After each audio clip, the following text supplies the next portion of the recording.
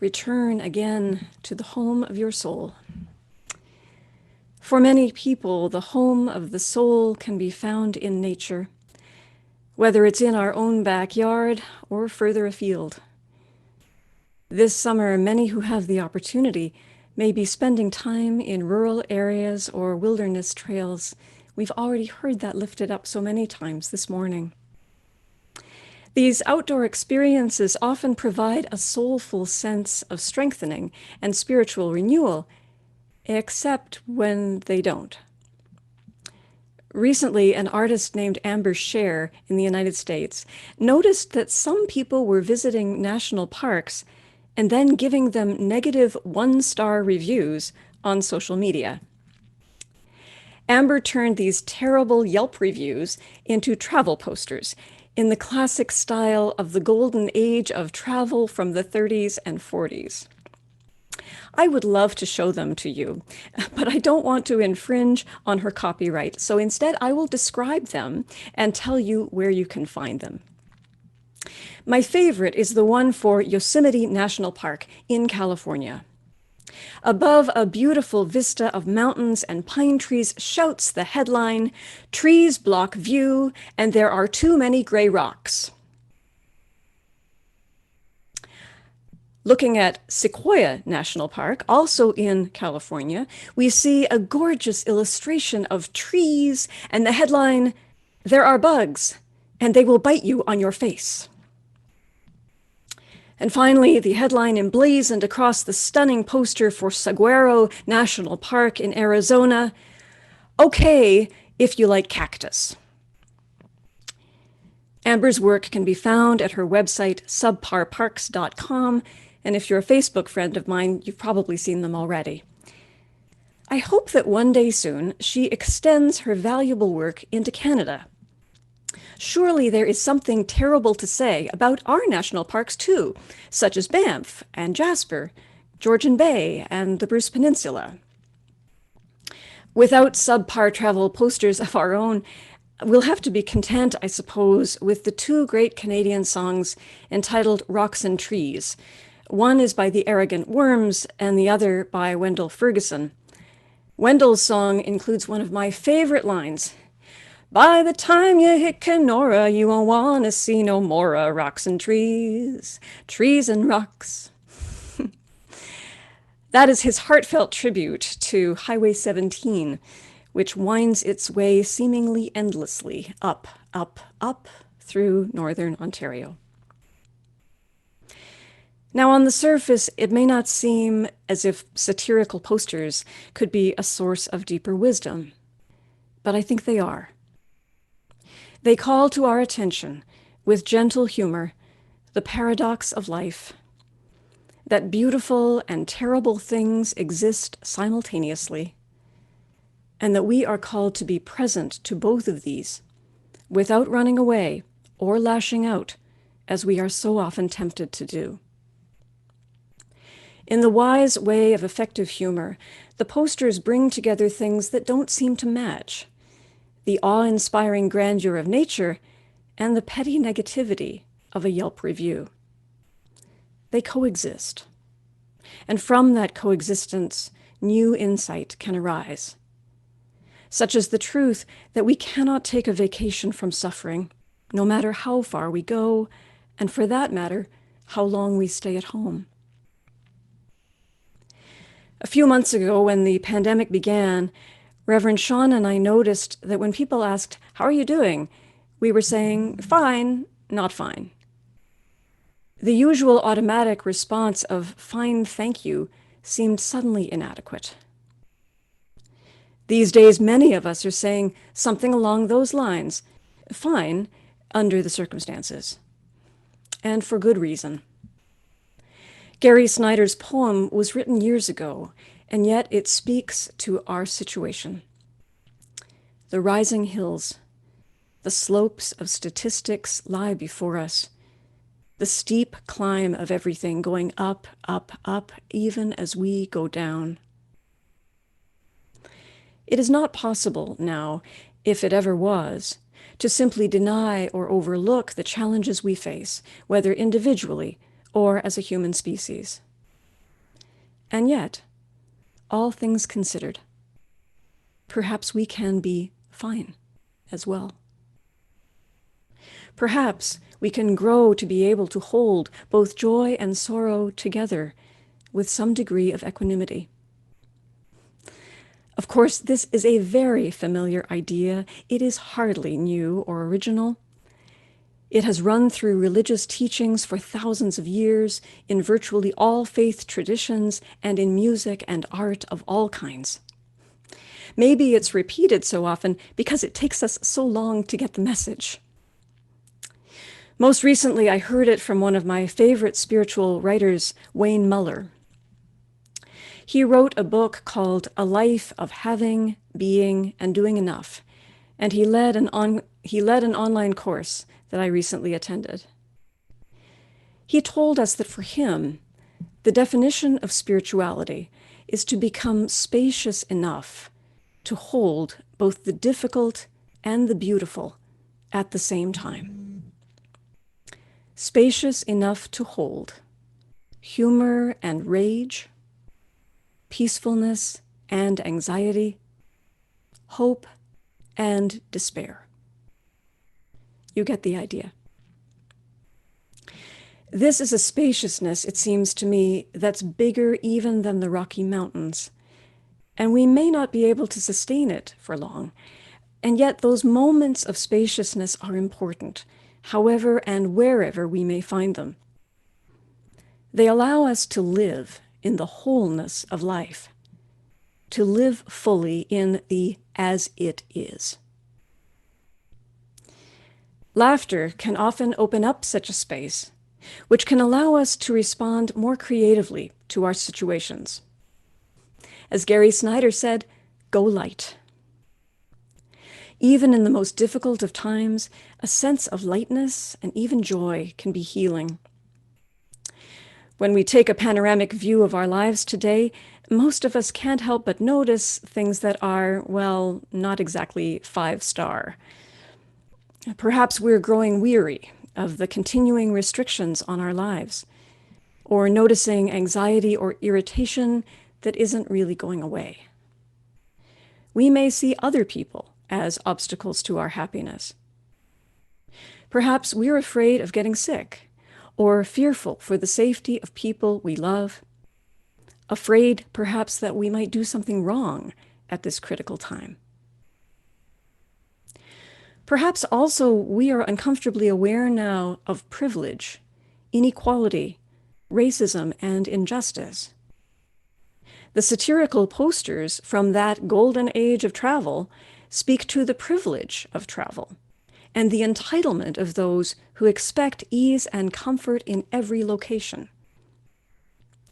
They also comment on how the earth itself has been turned in some ways into a product to be bought, sold, and reviewed, and how the traditional lands of indigenous peoples were not only colonized, but objectified by white settlers.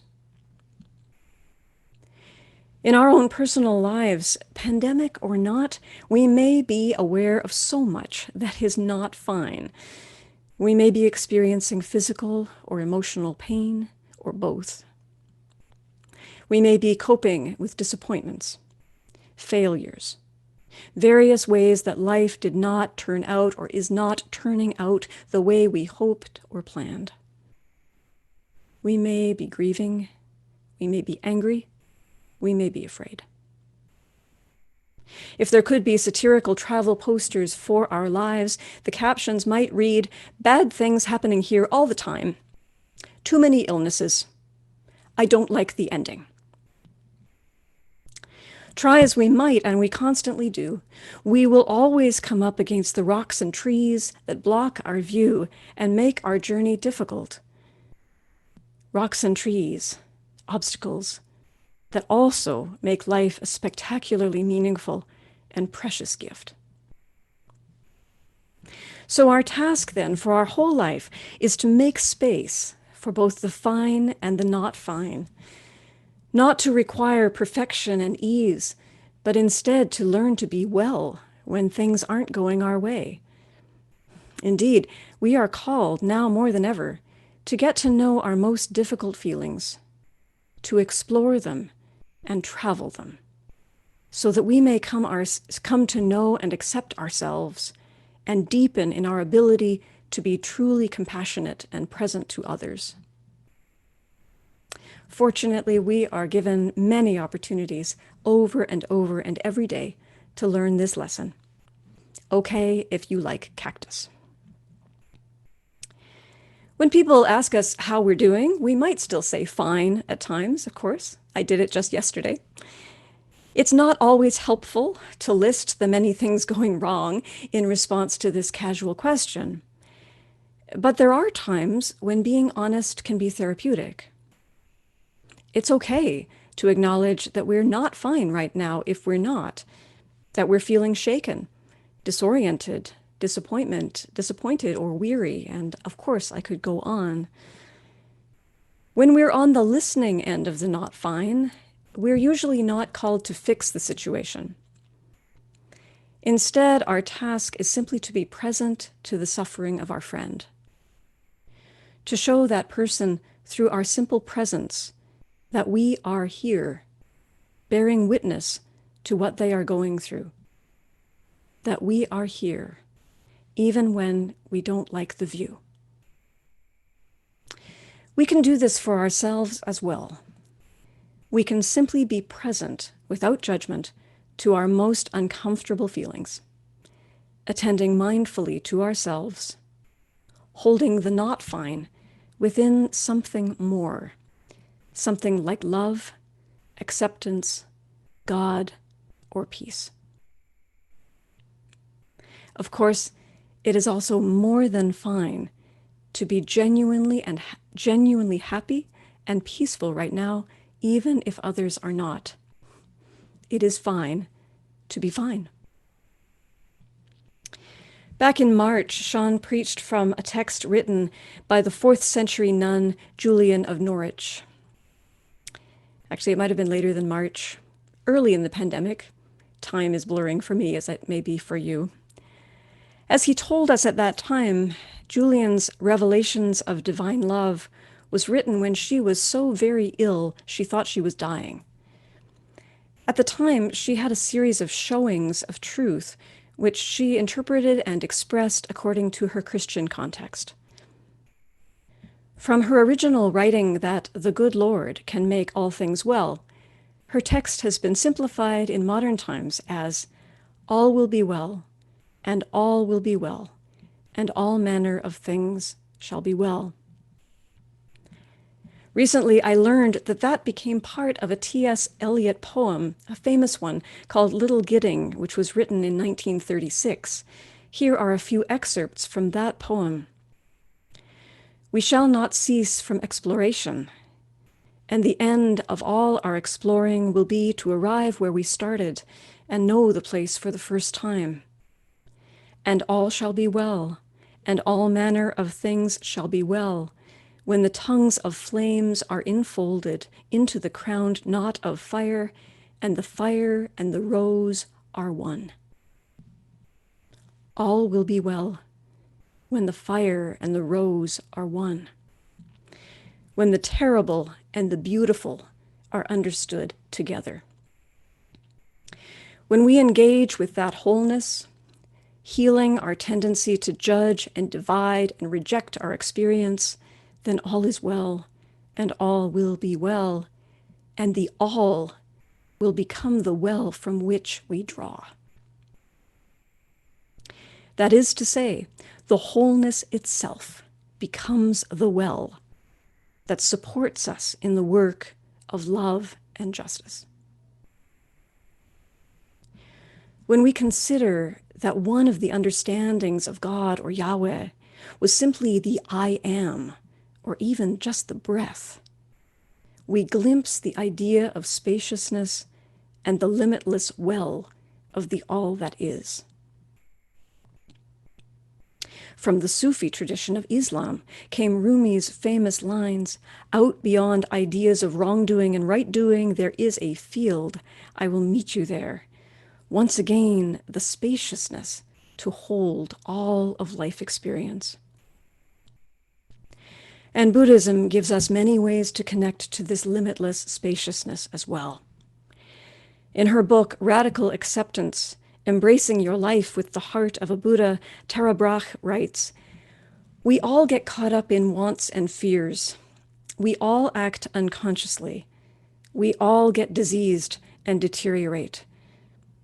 When we relax about imperfection, we no longer lose our life moments in the pursuit of becoming different and the fear of what is wrong.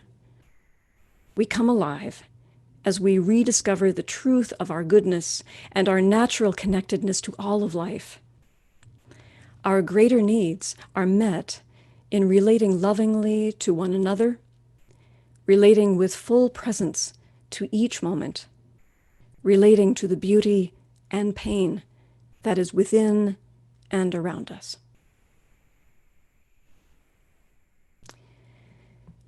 Each of us is traveling our own path, even as we travel together. And each of us will find the particular guideposts and maps that are most meaningful to us. There are so many to choose from, but you only need a few good ones. A question to leave you with today, perhaps to be discussed during coffee time, is what are the rocks and trees that you are seeing today? What is obscuring the view of the big picture for you? And how might a space be opened up to relate to them differently?